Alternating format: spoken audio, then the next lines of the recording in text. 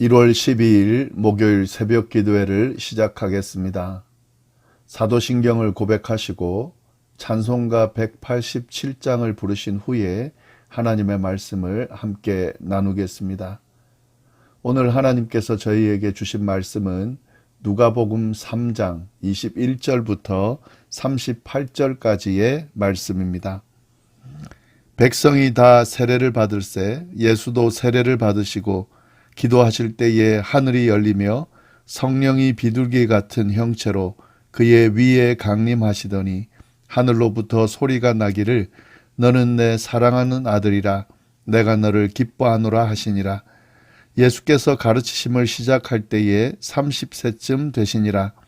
사람들이 아는 대로 요셉의 아들이니 요셉의 위는 헬리요 그 위는 맏다시요 그 위는 레위요 그 위는 멜기요 그 위는 얀나요 그 위는 요셉이요 그 위는 맏다디아요 그 위는 아모스요 그 위는 나훔이요 그 위는 에슬리요 그 위는 낫게요 그 위는 마아시요 그 위는 맏다디아요 그 위는 서머인이요 그 위는 요색이요 그 위는 요다요 그 위는 요하나니요 그 위는 레사요 그 위는 스룹바벨이요 그 위는 스알디엘이요 그 위는 네리요 그 위는 멜기요 그 위는 앗디요 그 위는 고삼이요 그 위는 엘마담이요 그 위는 에르요 그 위는 예수요 그 위는 엘리에서요 그 위는 요림이요 그 위는 맏다시요 그 위는 레위요 그 위는 시므온이요 그 위는 유다요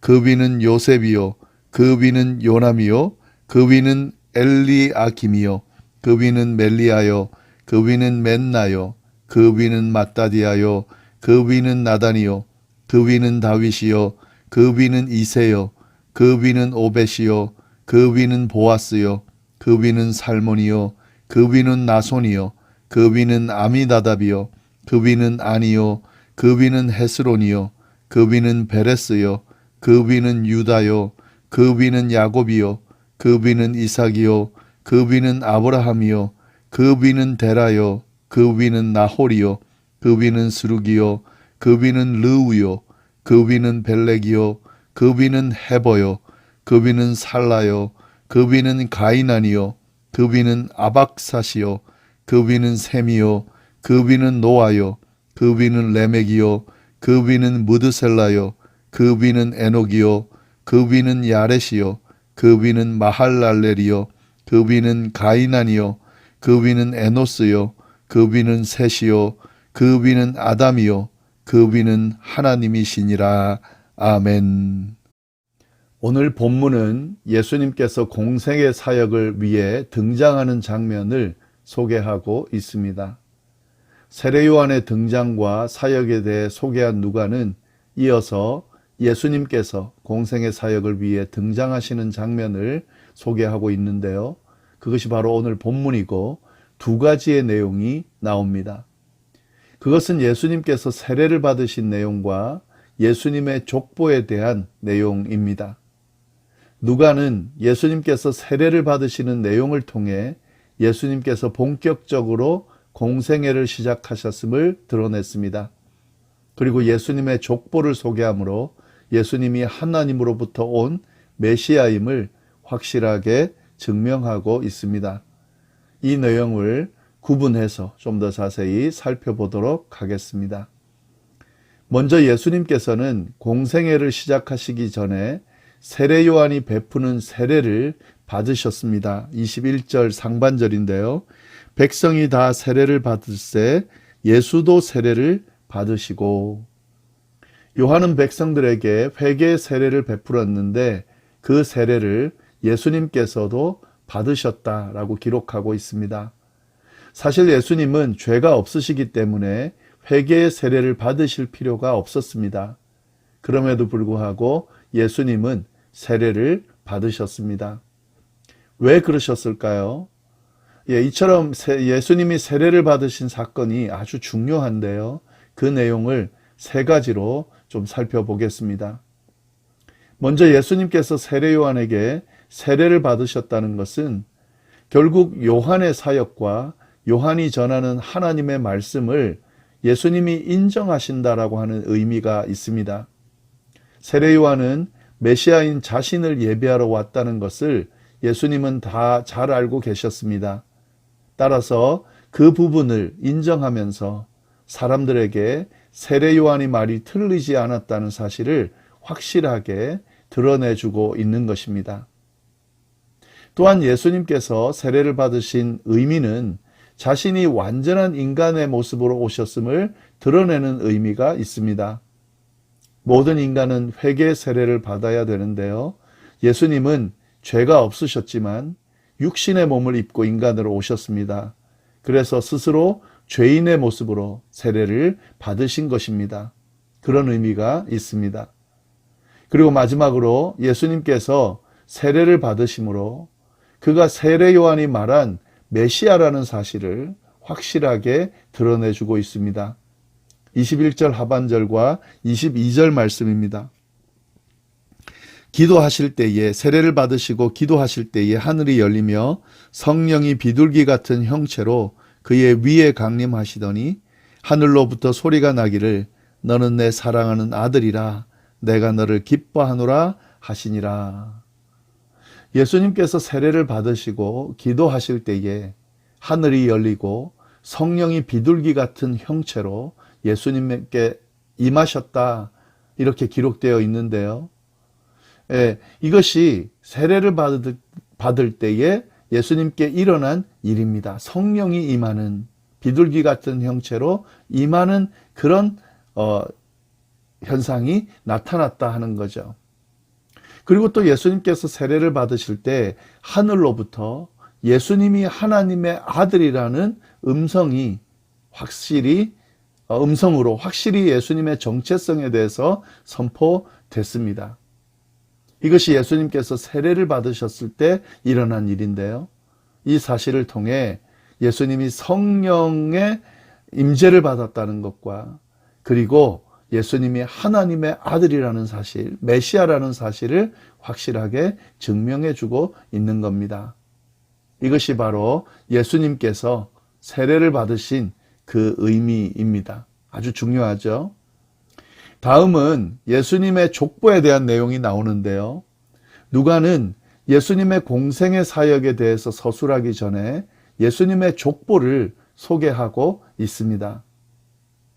왜냐하면 이 족보를 통해서 예수님이 누구신지, 누구의 후손인지를 확실하게 밝히기 위한 이유인데요. 이 내용을 좀 잘 볼 필요가 있습니다. 예수님의 족보는 성경 전체에서 두 군데 나옵니다. 마태복음과 누가복음에 나오는데요. 이 족보를 통해서 예수님이 누구의 후손인지를 명확하게 드러내면서 예수님의 정체성에 대해서 확실하게 증명하고 있습니다. 그런데 이 마태복음에 나오는 족보와 누가복음에 나오는 족보가 좀 특징이 좀 다릅니다. 그 특징을 먼저 알 필요가 있는데요. 이 두 족보는 기록 순서가 달라요. 마태복음의 족보는 조상들로부터 예수님까지 순차적으로 기록되어 있습니다. 과거부터 현재까지 이렇게 쭉 기록되어 있는데요. 그런데 누가복음의 족보는 거꾸로 되어 있습니다. 예수님으로부터 시작해서 조상들을 거슬러 올라가면서 기록되어 있습니다. 이 순서가 다르다는 거 좀 알아두시고요. 그리고 예수님의 이 족보가 조상의 시작점이 두 족보가 다릅니다. 마태복음의 족보는 아브라함으로부터 시작해서 예수님까지 기록되어 있습니다. 그런데 누가복음의 족보는 예수님으로부터 시작해서 아브라함을 넘어서 아담까지 이어집니다. 그리고 마지막으로 하나님까지 이르고 있습니다. 왜 이런 차이가 나타나냐면요.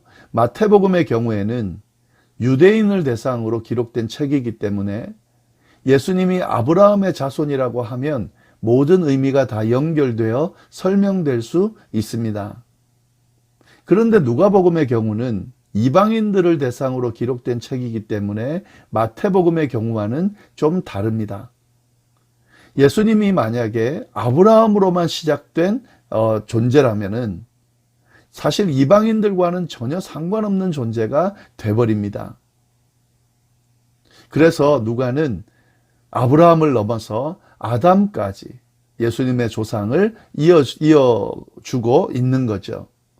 모든 인류의 조상인 아담의 후손이 바로 예수님이라는 거죠.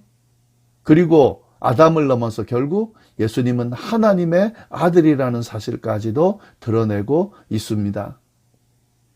이렇게 기록함으로써 예수님은 모든 인류를 구원하러 오신 메시아라는 사실, 유대인뿐만 아니라 이방인을 포함한 모든 인류를 위해 오셨다는 사실을 명확히 드러내주고 있습니다. 이런 차이가 있다는 사실을 잘 봐야 됩니다. 이런 점을 봤을 때 우리는 사실 마태복음의 족보보다는 누가복음의 족보에 좀 더 관심을 가지게 됩니다. 왜냐하면 저희는 유대인이 아니라 이방인이기 때문에요. 아브라함을 넘어서서 아담의 후손으로 예수님이 오셨고 하나님의 아들이라고 하시는 그 사실이 결국에는 우리를 위해 구원하시기 위해서 오신 메시아라는 사실과 연결되기 때문에 그렇습니다. 이런 차이를 좀 잘 보시면 좋겠습니다.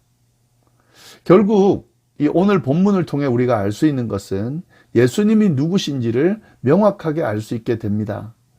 예수님은 이제 공생의 사역을 시작했다. 누가는 이제 그 사실을 쭉 기록할 텐데요.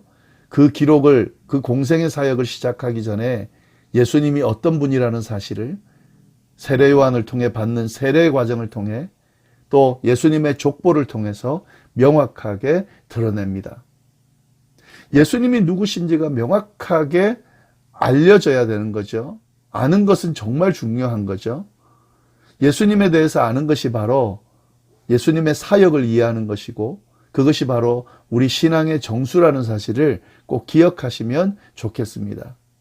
예수님은 하나님의 아들이시면서 온 세상을 구원하기 위해 오신 메시아입니다. 이 사실을 기억하면서 예수님께서 어떤 행적들을 행하시는지 보게 돼야 되고 그렇게 보면 그 사역들을 좀 더 잘 이해할 수 있게 될 것입니다. 또한 이 사실을 우리가 명확히 알고 우리가 신앙생활하는 것이 중요하겠죠.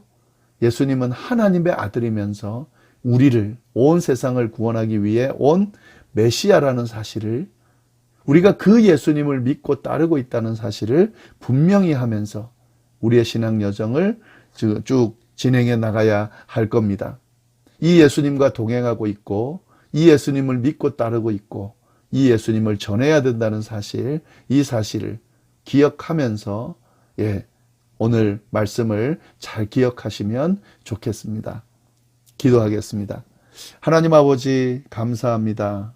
예수님께서 어떤 분이신지 누구를 위해 이 땅에 오셨는지 우리에게 정확히 또 알려주시니 감사합니다. 잘 알고 있는 사실이지만 우리가 이 사실을 더 확실히 붙들게 하시고 이 사실을 명확히 알고 우리의 신앙생활을 또 삶의 여정을 살아갈 수 있도록 인도하여 주옵소서.